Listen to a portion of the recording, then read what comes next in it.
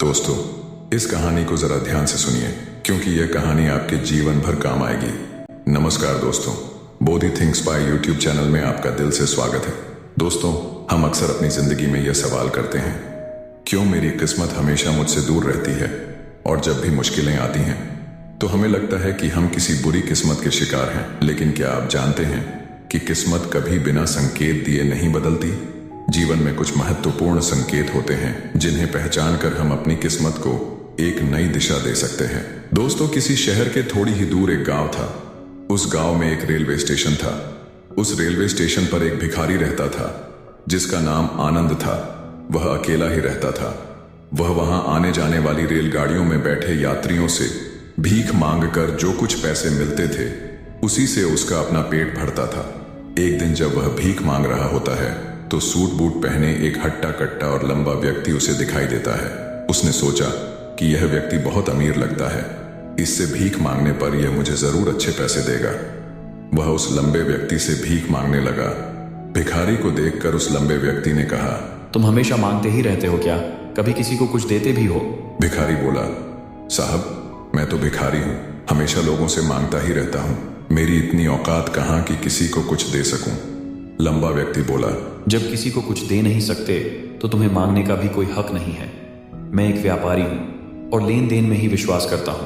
अगर तुम्हारे पास मुझे कुछ देने को हो तभी मैं तुम्हें बदले में कुछ दे सकता हूं। इतना कहने के बाद वह लंबा आदमी ट्रेन में बैठकर चला गया। इधर भिखारी उसकी कही गई बात के बारे में सोचने लगा। उस लंबे व्यक्ति के द्वारा कही गई बात उस भिखारी के दिल में उतर गई। वह सोचने लगा कि शायद मुझे भीख में अधिक पैसा इसीलिए नहीं मिलता क्योंकि मैं उसके बदले में किसी को कुछ दे नहीं पाता हूं। लेकिन मैं तो भिखारी हूं, किसी को कुछ देने लायक भी नहीं हूं। लेकिन कब तक मैं लोगों को बिना कुछ दिए केवल मांगता ही रहूंगा? बहुत सोचने के बाद उस भिखारी ने निर्णय किया कि जो भी व्यक्ति उसे भीख देगा उसके बदले में वह भी उस व्यक्ति को कुछ जरूर देगा। लेकिन अब उसके दिमाग में यह प्रश्न चल रहा था कि वह खुद भिखारी है तो भीख के बदले में वह दूसरों को क्या दे सकता है। इस बात को सोचते हुए 2-3 दिन हो गए लेकिन उसे अपने प्रश्न का कोई उत्तर नहीं मिला था। एक दिन जब वह स्टेशन के पास बैठा हुआ था तभी उसकी नजर कुछ फूलों पर पड़ी जो स्टेशन के आसपास के पौधों पर खिल रहे थे। उसने सोचा, क्यों ना मैं लोगों को भीख के बदले कुछ फूल दे दिया करूं। उसको अपना यह विचार अच्छा लगा और उसने वहां से कुछ फूल तोड़ लिए। अब वह ट्रेन में भीख मांगने पहुंचा। अब जब भी कोई उसे भीख देता तो उसके बदले में वह भीख देने वाले को कुछ फूल दे देता। उन फूलों को लोग खुश होकर अपने पास रख लेते थे। अब भिखारी रोज फूल तोड़ता और जो कुछ लोग उसे भीख देते उसके बदले में उन फूलों को लोगों में बांट देता था। कुछ ही दिनों में उसने महसूस किया कि अब उसे बहुत अधिक लोग भीख देने लगे हैं। वह स्टेशन के पास के सभी फूलों को तोड़ लाता था। जब तक उसके पास फूल रहते थे तब तक उसे बहुत से लोग भीख देते थे। लेकिन जब फूल बांटते बांटते खत्म हो जाते तो उसे भीख भी नहीं मिलती थी। अब रोज ऐसा ही चलता रहा। एक दिन जब वह भीख मांग रहा था तो उसने देखा कि वही लंबा व्यक्ति ट्रेन में बैठा है जिसकी वजह से उसे भीख के बदले फूल देने की प्रेरणा मिली थी। वह तुरंत उस व्यक्ति के पास पहुंच गया और भीख मांगते हुए बोला, आज मेरे पास आपको देने के लिए कुछ फूल है, आप मुझे भीख दीजिए तो बदले में मैं आपको कुछ फूल दूंगा। उस लंबे व्यक्ति ने उसे भीख के रूप में 20 रुपये दे दिए और भिखारी ने कुछ फूल उसे दे दिए। उस लंबे व्यक्ति को बात बहुत पसंद आई। वह बोला, वाह क्या बात है, आज तुम भी मेरी तरह एक व्यापारी बन गए हो। इतना कहकर फूल लेकर वह लंबा व्यक्ति अपने स्टेशन पर उतर गया। लेकिन उस लंबे व्यक्ति द्वारा कही गई बात एक बार फिर से उस भिखारी के दिल में उतर गई। वह बार बार उस लंबे व्यक्ति के द्वारा कही गई बात के बारे में सोचने लगा और बहुत खुश होने लगा। उसकी आंखें अब चमकने लगीं। उसे लगने लगा कि अब उसके हाथ सफलता की वह चाबी लग गई है जिसके द्वारा वह अपने जीवन को बदल सकता है। वह तुरंत ट्रेन से नीचे उतरा और उत्साहित होकर बहुत तेज आवाज में ऊपर आसमान की तरफ देखकर बोला, मैं भिखारी नहीं हूं, मैं तो एक व्यापारी हूं, मैं भी अमीर बन सकता हूं। लोगों ने उसे देखा तो सोचा कि शायद यह भिखारी पागल हो गया है और अगले दिन से वह भिखारी उस स्टेशन पर फिर कभी नहीं दिखा। लोगों को लगा कि शायद वह दूसरे शहर चला गया होगा। समय गुजरता गया और फिर 8 महीने बाद इसी स्टेशन पर 2 व्यक्ति सूट बूट पहने हुए यात्रा कर रहे थे।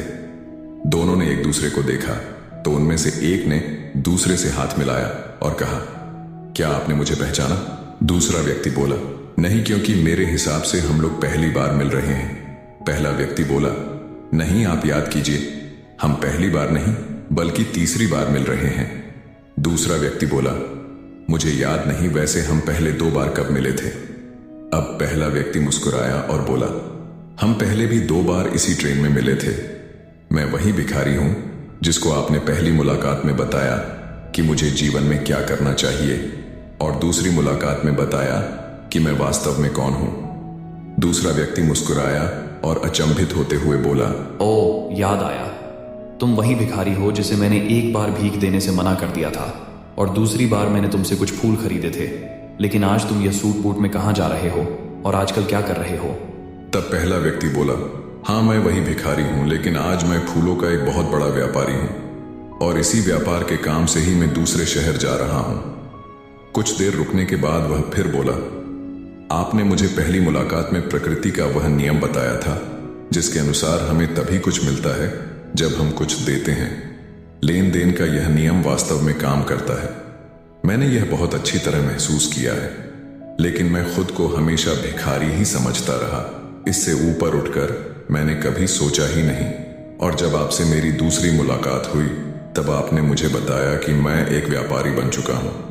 अब मैं समझ चुका था कि मैं वास्तव में एक भिखारी नहीं बल्कि व्यापारी बन चुका हूं। मैंने समझ लिया था कि लोग मुझे इतनी भीख क्यों दे रहे हैं, क्योंकि वह मुझे भीख नहीं दे रहे थे बल्कि उन फूलों का मूल्य चुका रहे थे। सभी लोग मेरे फूल खरीद रहे थे क्योंकि इससे सस्ते फूल उन्हें कहां मिलते। मैं लोगों की नजरों में एक छोटा व्यापारी था, लेकिन मैं अपनी नजरों में एक भिखारी ही था। आपके बताने पर मुझे समझ आ गया कि मैं एक छोटा व्यापारी हूं।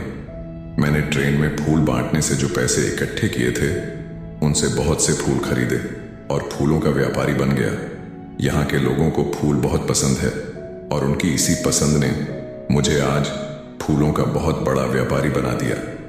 दोनों व्यापारी अब खुश थे और स्टेशन आने पर साथ उतरे और अपने अपने व्यापार की बात करते हुए आगे बढ़ गए। दोस्तों, यह कहानी हमें जीवन की एक बड़ी महत्वपूर्ण शिक्षा देती है। कहानी में लंबा व्यापारी गिव एंड टेक के नियम को बहुत अच्छी तरह जानता था। दुनिया के सभी बड़े व्यापारी इसी जीवन के नियम का उपयोग करके सफल हुए हैं। इस फार्मूले को उसने भिखारी को भी बताया। भिखारी ने इस प्राकृत नियम को अपना लिया और इसका असर उसके जीवन में साफ दिखाई देने लगा। उसने अपनी सोच बदली और उसकी जिंदगी बदल गई। यह कहानी हमें बताती है कि हम यदि अपनी सोच बदल लें तो कुछ भी हासिल किया जा सकता है। यदि हम खुद को छोटा समझते रहेंगे तो हम हमेशा छोटे ही बने रहेंगे। बड़ा बनने के लिए हमें अपनी सोच को बदलना होगा और खुद के बारे में बड़ा सोचना होगा।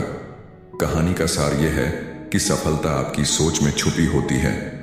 खुद का आत्मसम्मान जगाए, अपनी सोच को बड़ा बनाइए और देखिए कैसे आप सफलता के शिखर पर पहुंच जाते हैं।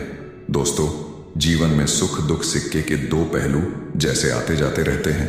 जब हमारे जीवन में सब अच्छा हो रहा होता है तो खुश होना लाजमी है, लेकिन जब हमारे जीवन में कुछ गलत होता है और चीजें हमारे अनुसार नहीं चल रही होती तो सबसे पहले हम अपना धैर्य खोते हैं और भगवान और अपनी किस्मत को कोसना शुरू कर देते हैं। यानी उस समय हमें सिर्फ और सिर्फ अपना दुख नजर आता है और उस दुख के अंदर जो थोड़ा बहुत हमारे पास है हम उसे भी खो देते हैं। यानी दोस्तों, इस समय अंतर आता है सोच का, यानी सकारात्मक सोच और नकारात्मक सोच। यदि हम यहाँ नकारात्मक दृष्टिकोण से सोचे तो हम बड़ी आसानी से नकारात्मकता का शिकार हो जाते हैं और चीजें खुद ब खुद खराब होने लगती हैं। और यही नकारात्मक सोच हमारे दुख का असली कारण बनती है और हमारी सफलता का सफर यहीं रुक जाता है। इसलिए दोस्तों, यहाँ पर सबसे जरूरी बात यह है कि अगर आप किसी परेशानी या दुख की वजह से दुखी हो तो सबसे पहले अपनी सोच को सकारात्मक रखो। और अगर आप सच्चे और परिश्रमी व्यक्ति हो और अपने लक्ष्य के लिए मेहनत करना जानते हो तो इन असफलताओं के सकारात्मक पक्ष को देखने की कोशिश करो। बस धैर्य रखो और मेहनत करते रहो। ठीक जैसे ऊपर कहानी में वह व्यक्ति गरीब जरूर था, लेकिन वह बड़ा मेहनती भी था। बस धैर्य रखो और मेहनत करते रहो। ठीक जैसे ऊपर कहानी में वह व्यक्ति गरीब जरूर था, लेकिन वह बड़ा मेहनती भी था। दोस्तों, हमेशा सकारात्मक रहो। सुखी होने पर घमंड ना करो और दुखी होने पर यह याद रखो कि जैसे सुख हमेशा टिका नहीं रहता, ठीक वैसे ही यह दुख भी नहीं रहेगा। न सुख हमारे हाथ में है और न दुख, और जो हमारे हाथ में है ही नहीं उस पर ध्यान क्यों देना। अगर कुछ आपके हाथ में है तो वह है मेहनत। इसीलिए बस आप अपनी मेहनत पर ध्यान दो। और वैसे भी जिस व्यक्ति का पूरा ध्यान अपनी मेहनत के ऊपर होता है उसका ध्यान कभी अपने दुख या नकारात्मक चीजों की तरफ जा ही नहीं सकता, और इसलिए ऐसा व्यक्ति हमेशा सकारात्मक ही रहता है। और यही सकारात्मक सोच एक दिन हमारे सब दुखों को खत्म कर देती है। तो दोस्तों, आशा करता हूं कि इस कहानी से आपको बहुत कुछ सीखने को मिला होगा। तो इस वीडियो को लाइक करो ताकि वीडियो को और भी लोगों तक पहुंचाए। दोस्तों, आपने आज के इस वीडियो से क्या सीखा वह मुझे आप कमेंट में बता सकते हैं। इसी के साथ में उम्मीद है कि आपको आज की वीडियो पसंद आई होगी। चैनल को सब्सक्राइब करें। तो चलिए फिर मिलते हैं ऐसी एक और नई वीडियो में एक नए मैसेज के साथ। तब तक के लिए अपना ख्याल रखें। धन्यवाद।